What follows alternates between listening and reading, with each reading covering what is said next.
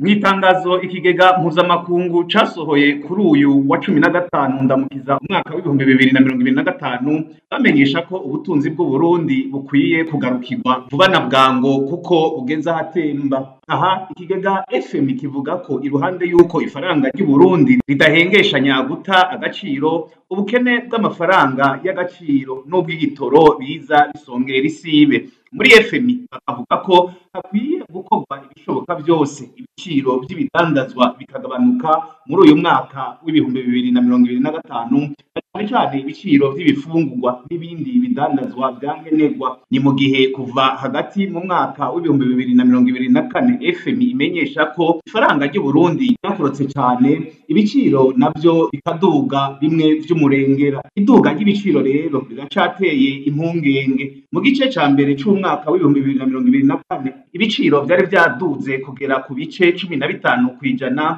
ariko ryahavuye riduga gushika ku bice 39% mu mezi abiri ya mbere y'umwaka w'ibihumbi 2025. Mu ntango z'umwaka w'ibihumbi 2025 ibikoresho bifasha kuduza umwimbu w'ibindi bisata vyinjijwe mu gihugu vyabaye bike cane. Ibi bikagira ingaruka ku bindi bisata nk'ivy'amahinguriro, inyubako n'ivy'ubudandaji. Ikigega FM kikaba gifise impungenge kandi ko gushika mu mwaka w'ibihumbi 2027 iduga ry'ibiciro rizoba ryabaye rinini bimwe bidasanzwe. Intumwa z'ikigega mpuzamakungu FM zikaba zariko ziragendera Uburundi kuva ku wa 17 gushika ku wa 28 Ntwarante uyu mwaka w'ibihumbi 2025.